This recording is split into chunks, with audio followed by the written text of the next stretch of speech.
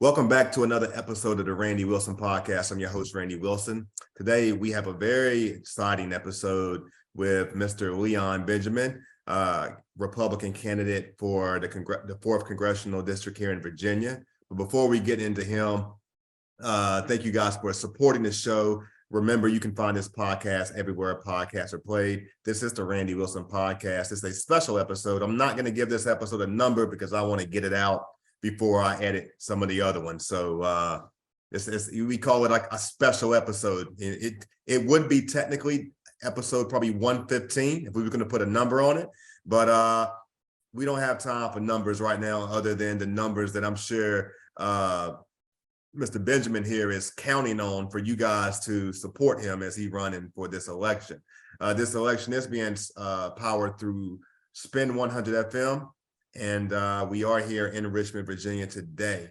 Thank you, sir, for coming on the show. Thank you so much, Randy, man. It's an honor and a privilege, man, to be here.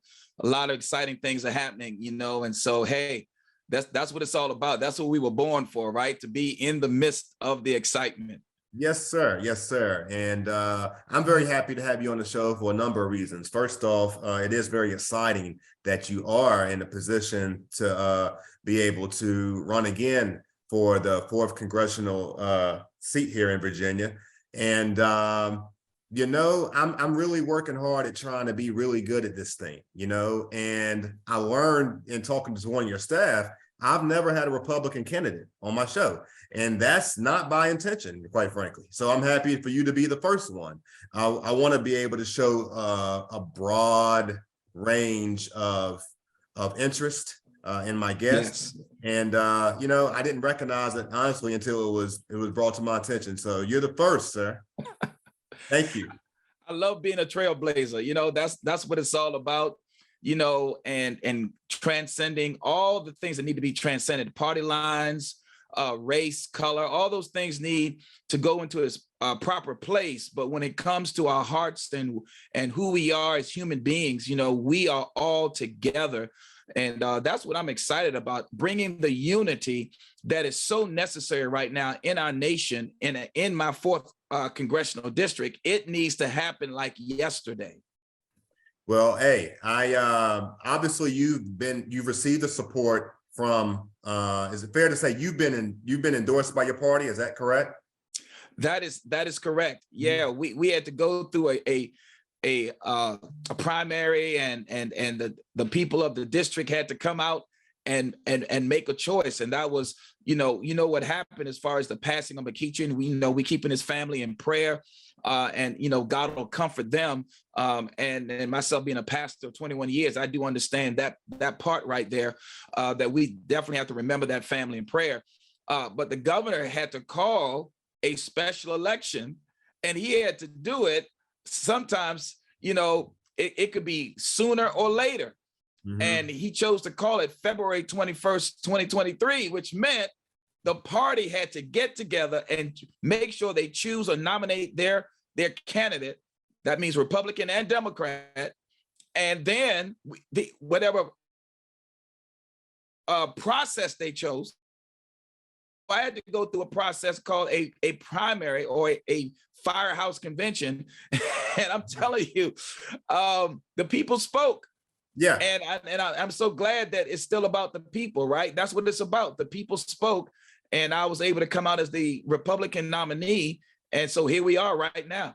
Well, congratulations. And again, thank you for being a guest on the show. I know there's a lot of people who are listening to the show today because of you and probably don't know me. And so in introducing myself to you guys, Randy Wilson Podcast, known for asking the questions of the people for the people. I cover a broad array of topics. Never met a stranger in my life. And I learned about you. I think I'll say that I've known who you are for a number of years because of your political runs in the past. But I think the first time I physically became acquainted and seen you and listened to you was at a Chesterfield Chamber of Commerce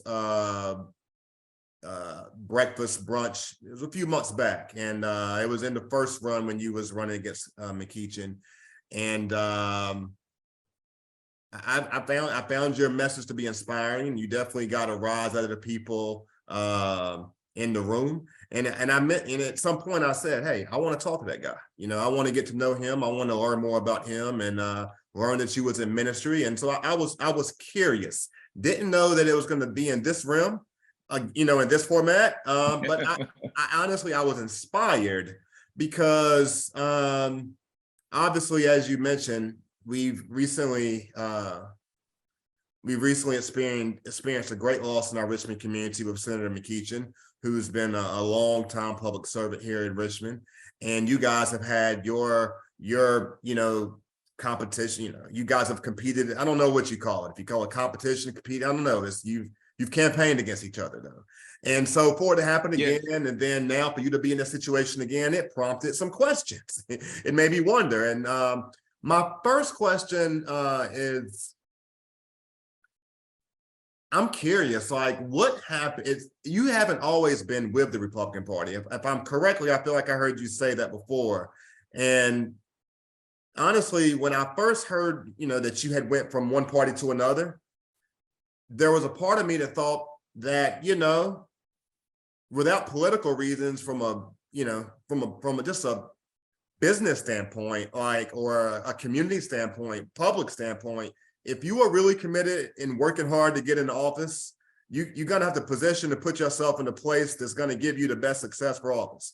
So I wasn't, if anybody ran on a Republican ticket who once was a Democrat, hypothetically, when you go on to get someone like McEachin, who's been in the community for so long and has a lot of people who support him, if you're trying to win, you put yourself in the position that's going to be best for you to have the chance to win. I'm curious, did any of that play a factor in why you switched? Yeah, well, it was a process. Just like when I got called into ministry, I wasn't looking to pastor. I was just wanting, first and foremost, to give my life to the Lord and be saved. But then as I began to walk it out and not just talk it, but walk it out, then there are certain things that I was led to do. And so just like in ministry, the same in politics, just led to do. I didn't realize at first the dynamics as far as my core beliefs, my values. And I don't want to start throwing around words like conservative values and no, they're values, and sometimes we label things, we leave other people out. If I say I'm a Christian, then I just left out the Muslims, I left out the Buddhists, I left out the atheists, I just left out a whole realm of people by just labeling myself instead of just saying I'm a believer, and I believe in God, and I believe in His Son. And so the same thing with this process, me being a Democrat, pastoring, just wanting to fight for my community and understanding those parameters and those values, I started seeing a dimension, another dynamics that said, wait a minute, what does this party represent?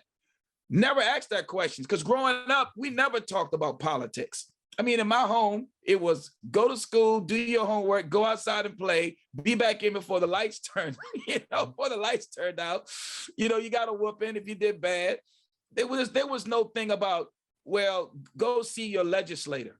Well, I mean, what is that? I mean, go call your congressman. What do you mean, call your congressman? What do you mean? None of that stuff played a part. So me in the beginning of this process was just wanting to do what I felt led to do, serve my community, get people off the streets, feed the hungry, clothe the naked, pray for the sick. But then it started getting into, well, what are my issues? Well, again, growing up in the home, there was no discussion about, are you, pro this, pro meaning for, or anti meaning against. That was not even a conversation at the kitchen table.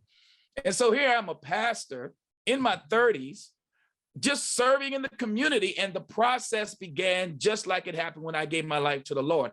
It was just another dimension, another dynamic, and I started looking at the values. I was like, wait a minute, I might not be a Democrat. even though my mom's a Democrat, my dad's a Democrat, my cousin, you know what I'm saying, Boo Boo and all of them, all of, that's what I grew up in, So when I started to make that change, I didn't realize that I might be going against the family values, not necessarily political or, government. I was going against the family. And that was a shell shock. What are you doing? And they got nicknames for me like Junie. Junie, what you doing? What you talking about? You're a Republican. Something wrong with you, man. And I'm like, nothing's wrong with me. I mean, just like how I give my life to the Lord, I'm giving my life. When I dedicate to something, I dedicate, right? When I go in, I go in. And so they knew that about me. And so they're like waiting to see, like, he gonna probably change his mind because something will go wrong up here, But when I learned something, I learn it. And I began to learn about this process. And it was kind of a little bit of peer pressure, like, what are you doing? First from the family, then from some people in the community that were that were Democrats that saw me make this change. And then I said, wait, no, this is what I believe in. I believe in family. I believe in, life. I believe in working hard. I believe in safety, protecting my family, protecting my community. I mean, what's wrong with that? I believe in all those things. It just looks like this party is not doing what I'm saying I believe in. And so I'm making the transition. But it was a lot of peer pressure. I have to admit. Like, man, what are you doing, man? You're in Richmond, man. Richmond. Let me ask you, if you was, I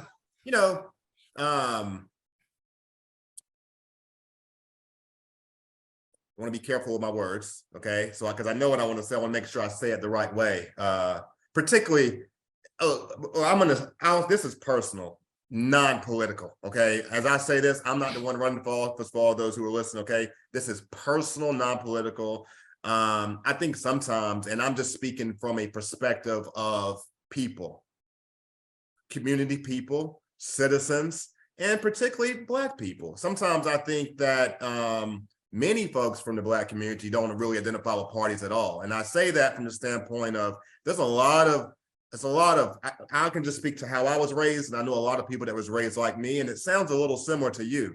No, there wasn't really a lot of conversation in my household growing up about politics. You knew who your president was. You probably knew who your mayor was. You may have knew who your governor was. And outside of that, a lot of those things in between Congress and senator and delegates, not so much. At least that was within my family. I say all that to say that I think sometimes there's a lot of things that happen in our development as people, from children into adulthood, particularly when you get married, because a lot of things I think that when it comes to how you vote and what party you identify, they end up being family decisions, in a lot of ways. Some people are different when they're single. Some things change when you're married because the things your values and the things that you vote on and believe in are committed to your household, your community at large. And I think some things that are changed. I say all that to say, can you speak a little bit about your coming up and your family and the dynamics of how things have changed, I guess, and now you're going through this process? Is your family supporting you? Well, look.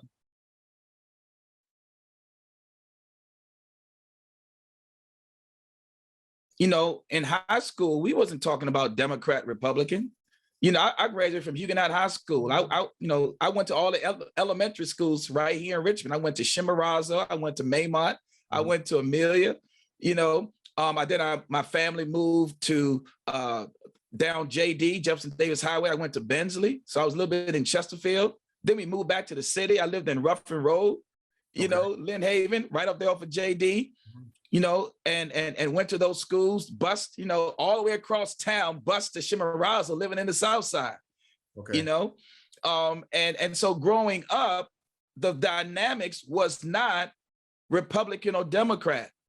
Maybe it was just a solid understanding I Yeah. guess that's the best way I can say it. I didn't know what my mom was doing and my dad was doing on election day because no one talked about it. Yeah. Super Tuesday, what's that? Yeah. And so growing up, I just wanted to have fun. I ended up joining the band, started playing trumpet in the 5th grade. I forgot to mention, I also lived a little bit in Highland Springs. So I went to Fair Oaks Elementary and Fairfield Middle for a little while. I mean, my family moved around. Gotcha. I gotta say that, we moved around a lot. I lived in the West End. I used to live right behind City Stadium. I remember as a little kid going to the fence to see the game, looking through the fence of the University of Richmond as a little kid. And I would put on, I ain't a Washington Redskins fan anymore, but I used to put on my Washington Redskins jersey that my dad bought me and my little helmet, a little kid just doing kid things, nothing to do with the dynamics of politics. I just grew up like any other kid, just wanting to have fun, wanting to, get opportunities, to go outside and play, ride my bike. Yeah. And it was just growing up like that. So nothing to do with, are you a Democrat or are you a Republican? And I can say this, even in getting married, I did not have a list like, hey, are you a Republican? I didn't ask my wife, was she a Republican or a Democrat? That was not in my demeanor. Yeah. That was nowhere in my rhetoric, my language. It was, girl, I love you. You fine. And you saved. Okay. And I've been married now 31 years. Oh, congratulations, sir. I thought you were still in your 30s. Bless your heart. Question, I was doing a little homework. And I don't know if I got the correct fact or not, but did you have any affiliation with Richmond Community School? Well, with Richmond Community, at that time in school, I went to JHW. So that was Jefferson Huguenot with. So we did a lot of, I was in the arts too. So I was in marching band. I was a drum major for a couple of years in high school. I was in a jazz band, concert band, but with Richmond Community, we had a lot of kids that we worked together in the arts. So I did the arts, I did plays, drama. I did the 2 Gentlemen from Verona with Richmond Community. I did the what is it called? West Side Story. We played in the concert band. So with Richmond Community, there was a lot of students that worked with the city schools. Well, I'm trying to see if my fact checker is right here, because I asked them. My questions come from like a survey some folks, and I was, my wife graduated from Richmond Community, so that's what kind of made me interested in this. I thought you might have been a PTA president there, but I guess I'm wrong. Am I correct? Open High. Excuse me, we're having an internet issue. Say that Open High. Open High. Open High. Okay, Open Yeah. High, which is a very interesting school, similar to the community. I think the kids have the unique ability to kind of commute to class. I think they use city transportation, which is a phenomenal opportunity for students. My daughter rode the bus. I look back now, I would have never let her ride the bus now. She rode the city bus. I mean, but yeah, she rode I used to call her day walker because she walked everywhere. Just curious because of having that PTA involvement, being president there of that program. Did any of that ever contribute to you having interest in politics? Well, when my daughter asked me at Open High, Dad, could you be the PTA president? Because it was the first, matter of fact, it was a student type of SPTA, Okay. so from transitioning from SPTA to PTA, I was the first. So that was an experience because I was just wanting to help my daughter. Yeah. And be involved as a parent with my child. But then the next time they ran an election against me. Yeah. And I was like, whoa, okay, this is a campaign thing now. Yeah. I thought it was just about parents getting involved with their children. Yeah. And trying to help make things better at the school. Yeah. And then all of a sudden, a group of parents started campaigning against me. In support or not support? Not support. But you won anyway. But I won the first time, but the second time, I didn't understand what was going on. Okay. Because I never campaigned. Okay. Okay.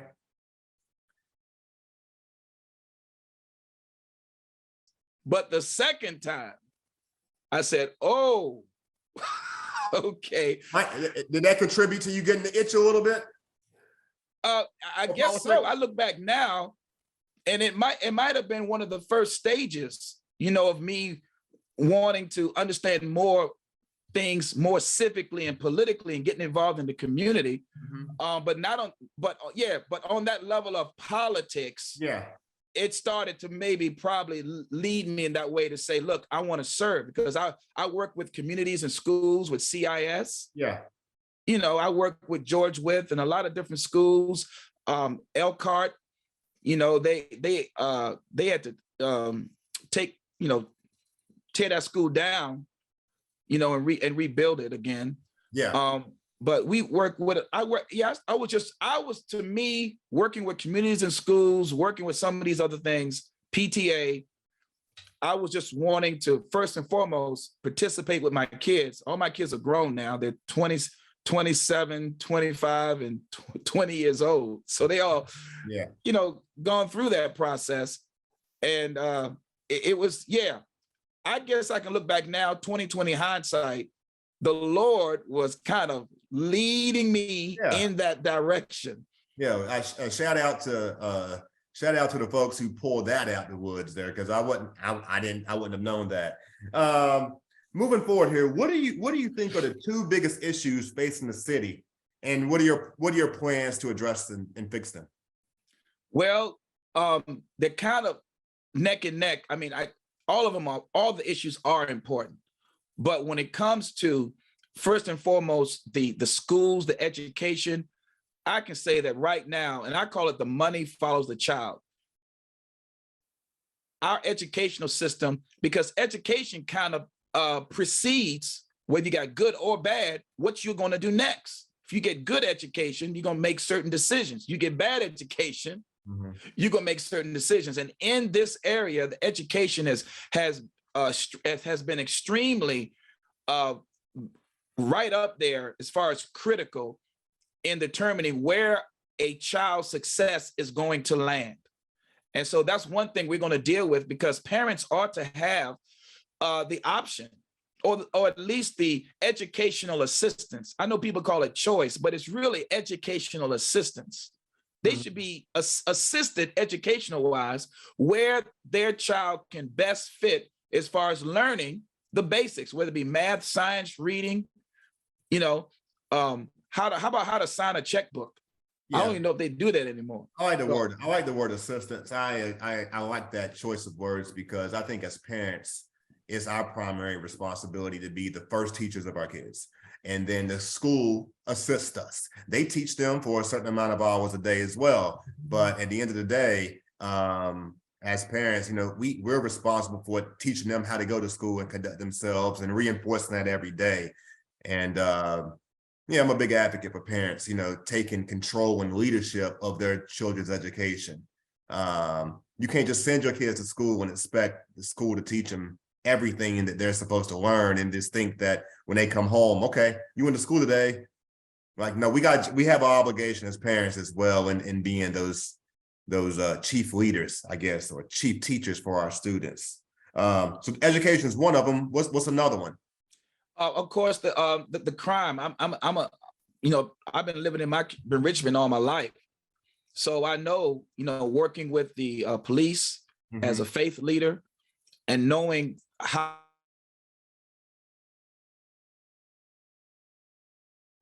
then that means the ratio of citizens to police is there's going to be a gap there, and so the crime, has been kind of out of, it's gone almost through the roof mm-hmm. because of that gap. And so that would be another issue, and be able to back the police. And we've been working with things dealing with citizenry and neighborhood, communities working with the police and being able that the police can't be everywhere, but there's certain things that we can help with the police if they have the right help, the right training, and I know sometimes people say, we got that one bad cop and everything, but we can't throw the baby out with the bathwater. We have to know that they're in place to protect the community. I mean, I want you to dig deeper there. I want you to dig deeper on that though a little bit. And the reason why is because I agree with you. I agree with you. I mean, I think that everyone is going to say that education and safety have to be, in the top priorities.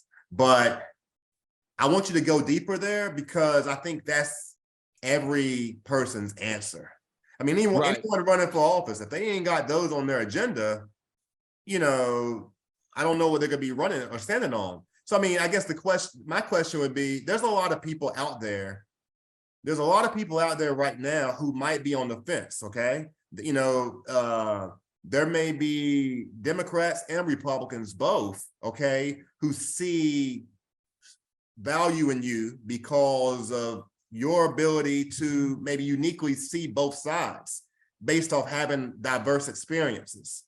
And so I think the question is going to be, and maybe what's going to maybe get someone to choose to vote for you who may have not, in the previous round. What are you going to do differently with the police? Because safety is a big issue. Like we've seen with all the social unrest, we visually have seen our mayor, actively engaged in public and situations. And I've had him on my show and I told him the same thing I'm gonna tell you. I don't know, honestly, sometimes if you can do enough to please all the people, I don't know if you can make the police department and the people happy. I mean, you obviously got to make sure there's safety, but people want to know what is it that we're not doing that, a new person in your position could bring in to kind of spark a change. Do we need to replace people? Is it policy? I'm just curious if you can go deeper on that. Well, policy does affect people. So right policy will change the hearts and create an atmosphere where people feel like they don't have to be bottlenecked, or pigeonholed into one particular thing.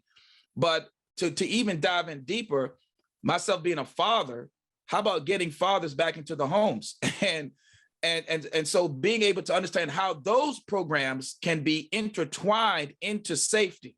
Mm-hmm. Okay. We do a Stop the Violence program right now at my church. And that deals, of course, with gun violence as well. Mm-hmm. But it's also dealing with the attitude of the kids. Mm-hmm. And knowing that a lot of the homes are broken families, and it's the big elephant in the room. Where is the dad? Where is the father in these homes? And I saw the statistics since 1968, it was a two-parent home. That was like 70%. You know what it is right now? It's about less than 20% of two-parent family homes in 2000 and beyond. I mean, something happened. And as far as, do we honor this type of family anymore? Or is this something of the past? Is it nostalgia? Or is it something that we just lost and we have lost our way? We don't know how to get back. And I think the father is a very important piece to that, and there's a scripture in the Bible, and I'm not trying to preach, but it says that there's going to, in the last days, there's going to rise a prophet that turns the hearts of the fathers to their children and their children to their own fathers. That means everybody can't be your dad. Everybody can't be that covering and protection. A father is recognized as someone who provides, who protects, and who nurtures. And these type of programs and through policy must be also implemented. It's not just getting the right cop, but it's also finding the father again, and that is something, because of my background.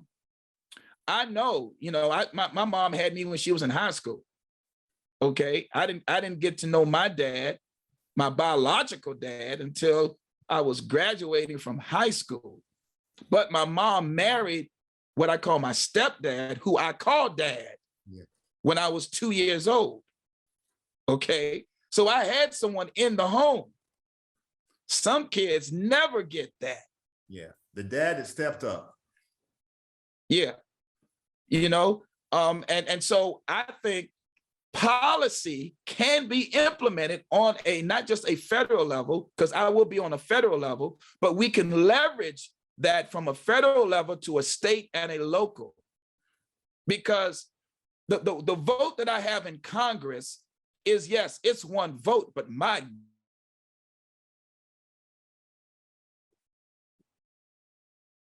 we can write policy that opens up the door and the avenues now. I mean, if we can send $100 million overseas, surely we can send a portion of that money back into the district. Yeah. I apologize. We're having a little bit of an internet issue for those who are catching this. We'll try to work on it in post-production. What's going to be do you have a plan or strategy and how you plan to help voters get out to the polls? I think it's February 22nd, right? February the 21st is election day. So early voting has started already. Of course, it started January 6th. And so to get people out, like what I'm doing right now, thank you so much, Randy. Yeah, no problem. To get people aware that there is something going on in the 4th district, a special election, because it is a special election. That means this is not normal. Yeah. Normally elections happen in November. This is happening in February. So I'm asking everyone that is listening right now to consider me. You may not, check me out. Come, look me up. Google is not always the best place. Just come on to Richmond and find out where I'm at. Okay. And then my district goes all the way down though to Emporia, Greensville. So, it goes all the way down to the North Carolina border. So it's a very large district. But this is a chance, I think, and especially being on this show today, that maybe people do have a choice. And I'm saying, I have a little tagline called the people's choice.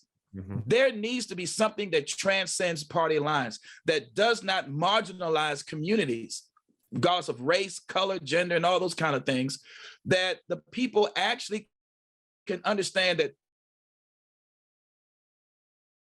where we can have access to and not be given a voicemail, and like, when is this guy going to answer me? And I represent access. I represent the people's choice, and giving that seat back to the people, giving it back to that seat does not belong to me per se. I might be sitting in it, but it doesn't belong to me. It belongs to the people that sent me there. And I think this is the opportunity right now in this special elections for that to really happen and to occur. You run for congressman twice, and this time your opponent is different. If Senator McClellan is elected, she will be the first Black woman from Virginia to go to Congress since our state was founded. I understand your goal was to get elected and be successful, but what do you say to, like, how challenging is that? I mean, how challenging is that when, I guess, campaigning to Black women, that may be set on voting for Delegate McClellan because of the historical piece too, and the fact that, we are in the time of the Black woman. Black women are stronger now than they've ever been before, and we love our Black women. Okay, but that kind of may present a little bit of a challenging dynamic. Like, is that something you face when you're out talking and campaigning and knocking on doors? Well, I mean, historically speaking, I'll be the first Black man from Richmond that will be in the Congress. So if we want to do history, it's a lot of history to cover. Okay. I'll be the first Black man from JSW that goes into Congress. I mean, we could go all goes really down to track record and what have they done in their particular places to really show that they have really brought solutions to the people. And I really believe that right now, if we start to compare track records, there may be a difference where people say, wait a minute, this person has not really been helping, even though they've been in different positions of power, because it's really about power and what we do with that power. And are we really helping the people, or are we aggrandizing, are we just helping ourselves in those positions of power? And I think there's going to be a very contrast between me and State Senator McClellan about what has really occurred in all these positions of power, and has it really benefited the people, because the people need to know. I'm actually challenging her for a debate, and I really want that debate not for us, but for the people. The people need to know where the issues stand with that individual and what that means. I had a lady just come up to me over the weekend saying, if you get in, what do I get? And we got to be honest. We have to, so a debate is necessary. If she hides from a debate, that's going to really say something about who she is to the people. And that'd be so unfair, Randy. I believe personally, unfair. I need to moderate this debate. Hey, I might put it out there. All right. All right. So your folks have reached out. You guys are trying to initiate that. Yes. Oh, that's good. I like that. I like to hear that. We'll definitely clip that and see if we can try to motivate that. What are things like? Is there anything particular that, again, a big thing with my show is like coloring outside of the lines. Like, I do believe that people who get in positions of authority or leadership are change makers or difference makers. And I do believe that when you're in a position like you and she is, you have the ability to influence change in a way where you may change people's opinion. There may have been people that didn't vote for you the first time against McEachin that voted the second time. And there may be people who didn't vote for you at all, but may be interested this time. So it's possible that there are people on both party lines that are undecided. What is the difference factor between why candidates who may be set on her, on Senator McClellan, should vote for you? What is like the key difference maker? Take party out of it. We talk about issues. Well, I'm glad you said it that way. Let's take the party out and let's talk about unity. Let's talk about unity. I use an acronym for the word unity. UNITY, you and I together, yes. And who is the person that is most likely to bring everybody together? And I think that's where the rubber is going to meet. Are we going to be forced to marginalize ourselves and say this group is more important than that group, or this group is more important than that group, and all of that?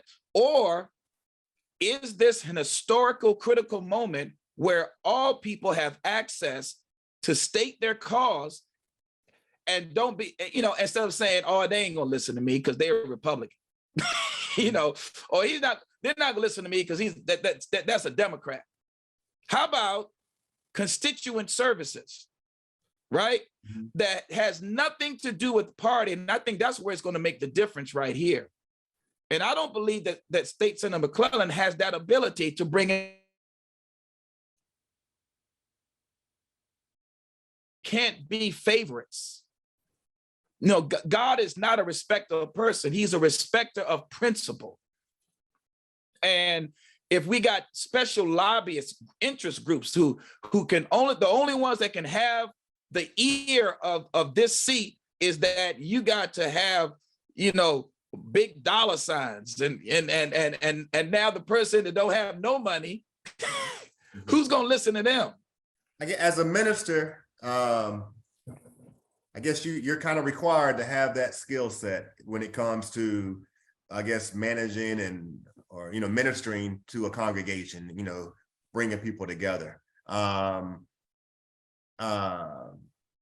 How is that going? So I'm gonna jump back into the party. Can you speak to the togetherness in regard to how you're collaborating with your peers within the party and in this campaign? Is there places that we need to show up? Is there things that we need to know about as far as events?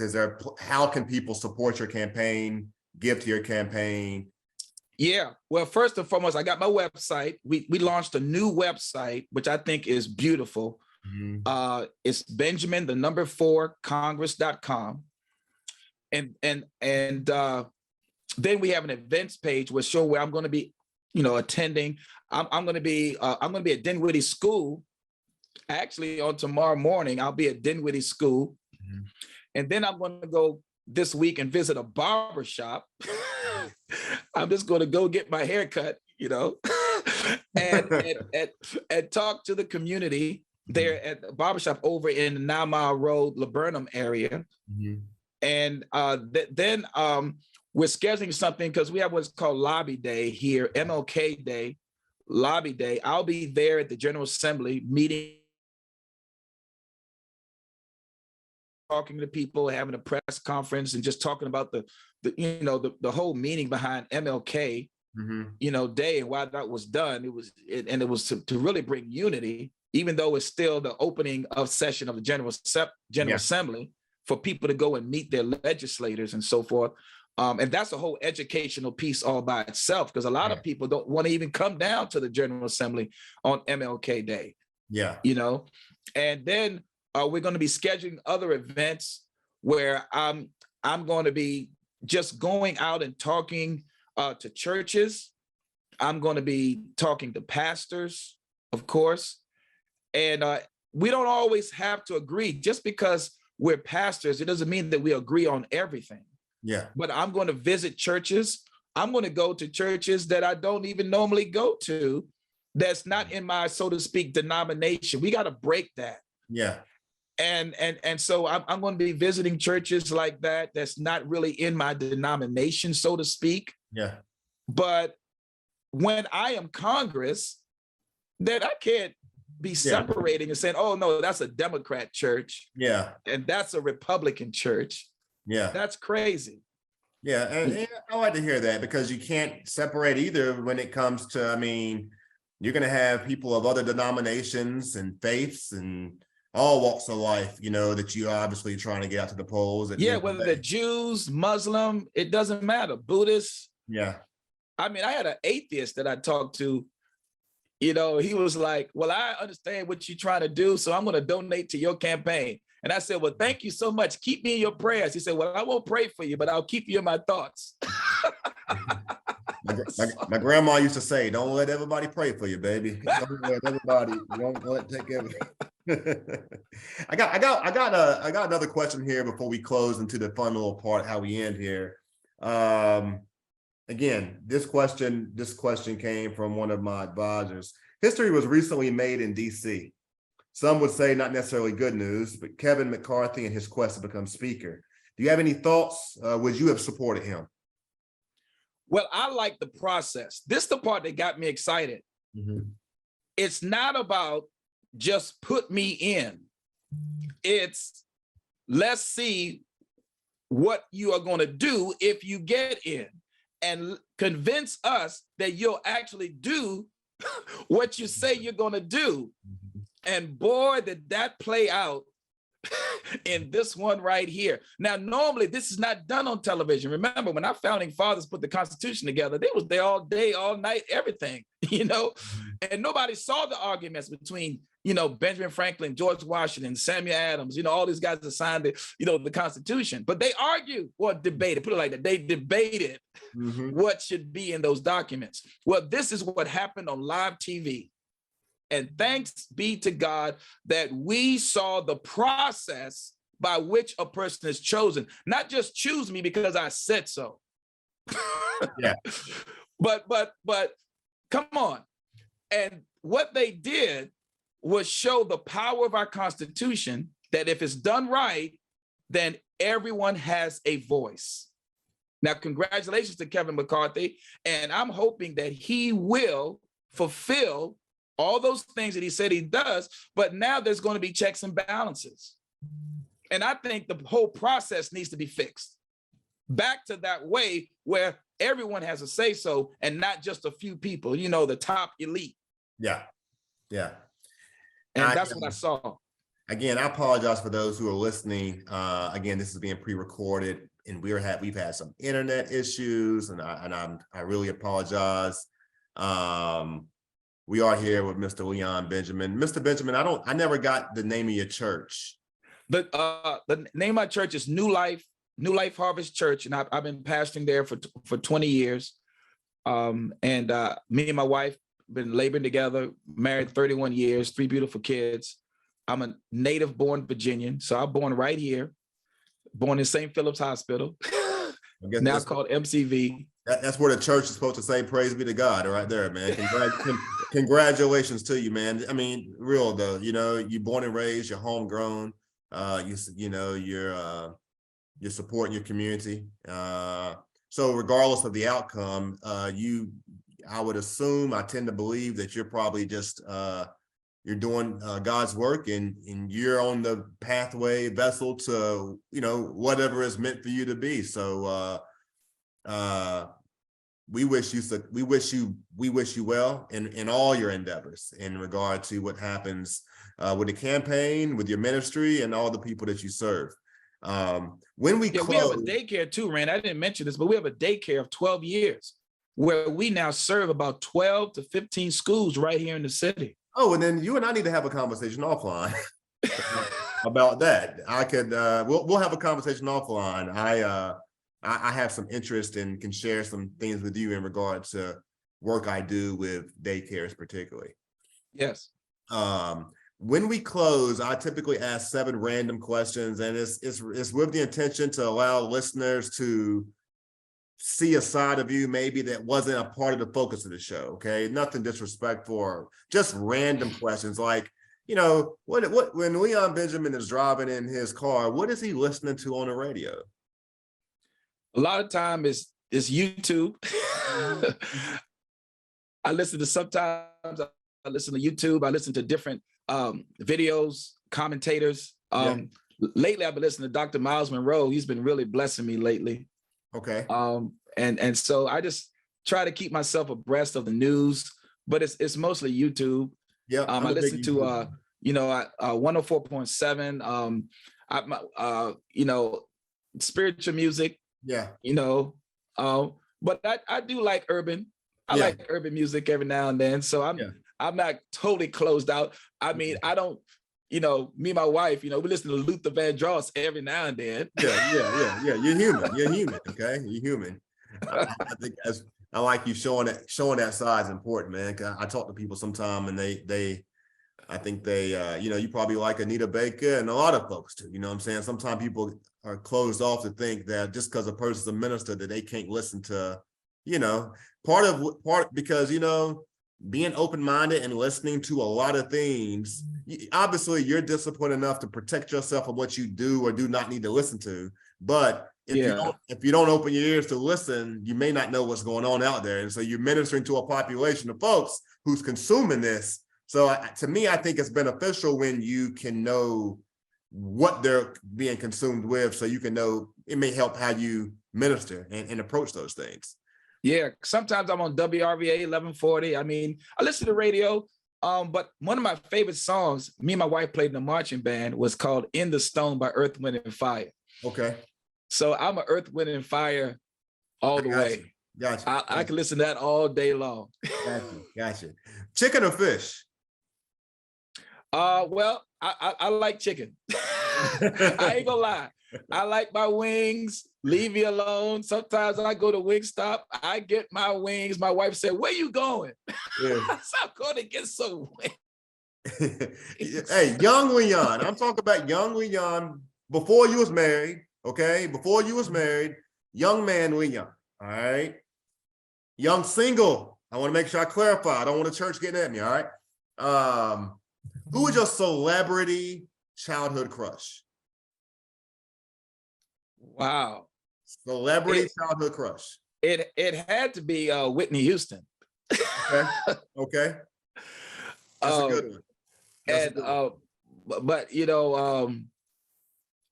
we just we liked all those musics, those different groups and everything. But that's the one that really comes to mind with Whitney Houston. you know, because she could sing. I mean, that girl Yeah. could sing. Yeah. I'm sorry. She could sing. Um, She could sing. She could sing. oh, She really yeah, could.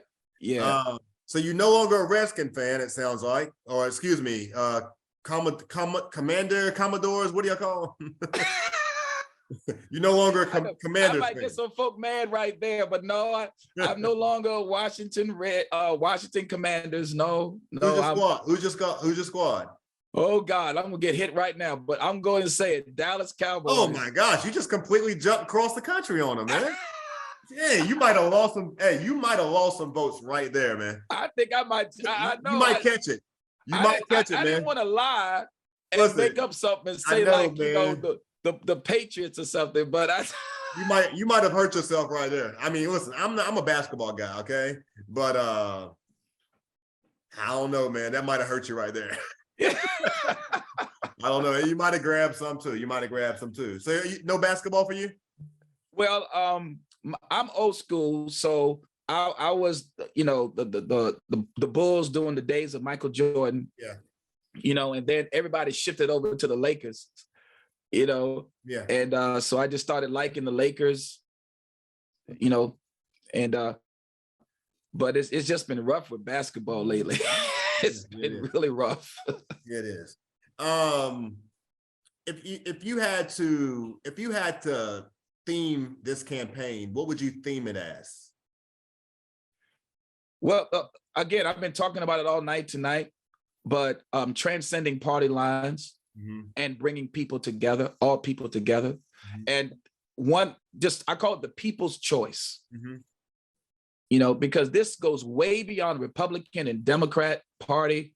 The 4th district is very unique, the way it is drawn up from inner city to farmland. I mean, it's everything in the 4th, you know, and we got to bring everybody together. We can't marginalize communities and make one portion of the area more important than the other. We got to take care of it all. Do you have any, do you have any mentors out there that you process and counsel with through this? Well, you know, I have my you know, I have pastors that you know, pray over me and pray with me. I have one of my best friends who's working with me in the campaign. I really look to him because I didn't know anything about politics, you know, and so I look up to him, you know, and he tells me the truth too. Sometimes it hurts my feelings. But I don't need somebody that's gonna tell me what they think I want to know. Yeah, man. I mean, I need somebody to tell me the truth. Yeah, the pathway you on is tough, man. So you got to get it just straight up, man. Because at the end of the day, the people that, you know, when you get in that position and you're getting those hard questions from CNN, or Fox or whatever your you know, whatever media form you're talking to, they're not going to lay back either. So it's good to have friends that, you know, ask you hard questions. Yeah. I got my wife too. That's my best friend. She wasn't my best friend in the beginning. I said I had to tell her, look, you are now my best friend. You wasn't my best friend at first, but you my BFF now. Yeah, and it's important to recognize the family throughout this process because they have to go through it with you too. Yeah. You know? But Mr. Benjamin, it's been a pleasure to have you on the show. I've definitely enjoyed learning a little bit more about you and getting familiar with you. Thank you for being receptive to having the conversation and taking the questions. And all I can, you know, may the best person win. You know, win or lose. Yeah. I'm hopeful that, you know, I am gonna make a post about that. I'm gonna say, hey, can we have a debate? Why not? You know, can we have a conversation? I'm gonna put that out there. But I believe may the best person win. And regardless of that, it still is going to require collaboration and community, you know, for the constituents to be able to work with whomever wins so that the needs of our Commonwealth can be addressed. And so I'm actually too, Randy, going to be on MSNBC on Sunday. Okay, great. Jonathan Capehart reached out to us, and so that's going to be exciting to be on MSNBC. That is. Thank you and appreciate you. And for those who are tuned in for the first time, thank you for watching the Randy Wilson podcast. You can find this podcast everywhere podcasts are played.